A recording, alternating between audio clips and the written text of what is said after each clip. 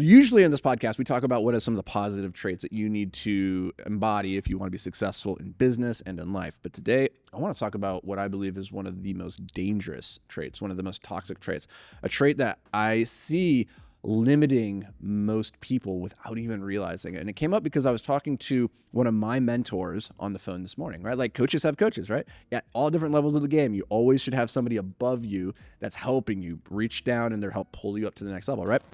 So I'm on my coaching call and I'm talking to my mentor about a situation that I'm dealing with right now. And we get onto the topic of this trait.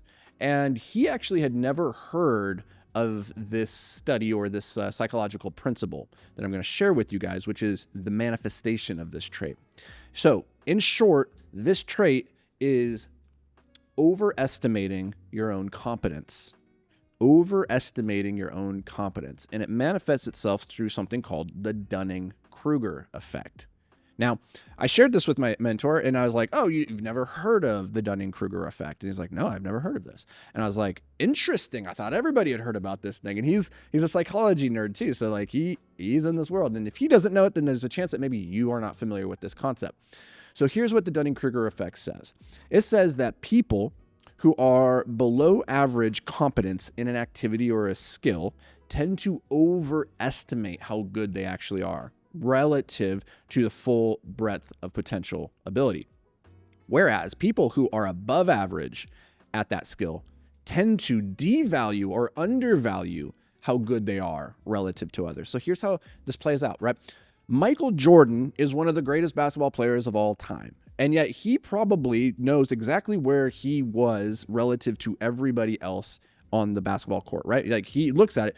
And yet because he's a master, he also has the ability to recognize where he's deficient, right? He has enough skill to recognize, well, yeah, I'm great. I got a great jumper, but I could get better in this, my footwork or my preparation, my follow through, or in this particular type of shot, I'm not the greatest, right? He can see more clearly his inadequacies than anybody else. And so he will tend to probably devalue how good he really is in the grand scheme of things, right? The master realizes how much more they still have to learn just because of the full depth and complexity of that topic. Whereas when you're new to tennis, new to jiu-jitsu, new to whatever thing that you're doing, you go through this quick onboarding and on-ramp period, and you get good. You get good, or you start to acquire a baseline ability at that thing. People who are in that 25 to 50 percentile of ability, right? Like below ability. So they're not quite at the middle of the bell curve. They're slightly below it. They tend to think that they're above it. And we see this in studies. There's a Swedish study of drivers that found that 72% of people believe they are above average drivers. It's impossible, right? Like 72% of people cannot be above average, which means a good portion of those people are delusional. Right? And in the same way, most people, I'm not saying everybody, but most people, maybe even you, tend to think that you are an above average lover. Like, do you think you suck in the bedroom? Probably not. Does anybody really think that? Or you probably go, I'm above average. I'm pretty good, right?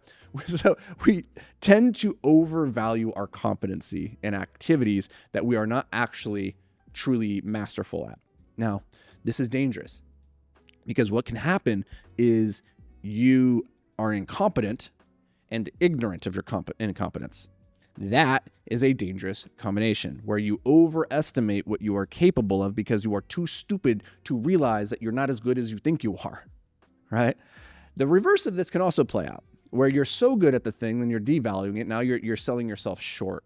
And now you're not actually playing up to your full potential. You're not playing to the greatness that you have inside of you because you're tending to devalue yourself. Now, I'm less concerned about those people. I'm concerned more about having the self-awareness to look at yourself hard in the mirror and be honest about where are you deficient? Where are you not as good as you think you are? And a lot of times we actually don't have the ability to critically and accurately assess our capacities. This is why having coaches, why having people who are actually masters at the thing is very helpful because they can look at you and they can be like, yeah, actually, if you're good, like people will tell you you're good, they want to make you feel good, like you're above average. Like coaches are always like patting you on the back, like good job, because they don't want to discourage you.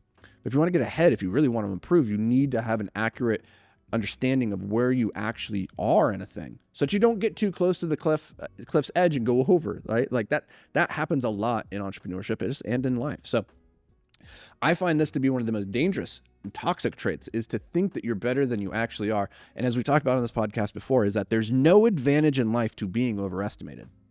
Like, a lot of the reason why we tend to overvalue our skill in an area is because our ego is tied to it. We want people to think that we're more competent than we really are. Like, we tie a lot of our self-worth to our competence or our perceived competence.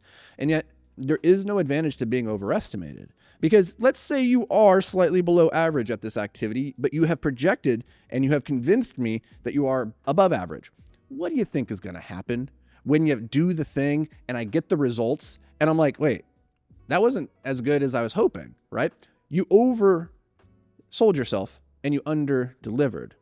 That's not a good recipe for a long-term relationship with anybody, right? That's not where you want to be. You would rather under-promise and over-deliver. And that is the reverse of the Dunning-Krueger effect, right? The under-promise is the master saying, well, I don't know about this. I'll see what I can do, right? And then they come back and you're like, that was 10 times better than I ever thought it could be, right? Under-promise, under-deliver. That's what the master does. And the idiot, the noob, the Krueger, they over-promise, they under-deliver. So don't be a Krueger. That's all I'm saying. So that's going to do it for me, guys and gals. I'll catch you in the next episode. I am curious, though.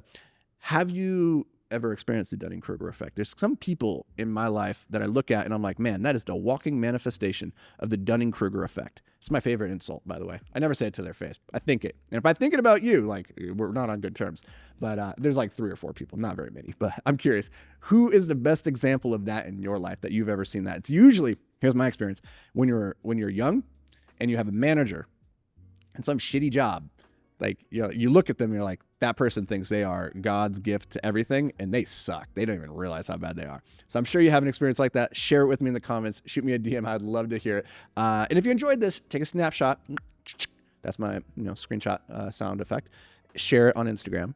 Tag me in it, the Anthony Vicino.